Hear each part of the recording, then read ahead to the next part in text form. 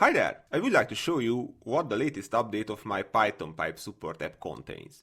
The additions are not totally new things, just improvements. What was more or less already there.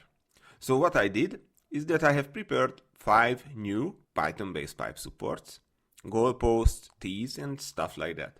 But in a little bit different way that all these supports are built from a standard profile script, so you can choose from 5 different profile types.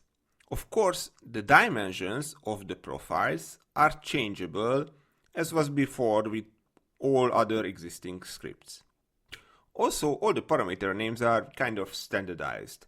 So for example, A3 is always the base plate width and GH is always the height of the grouting.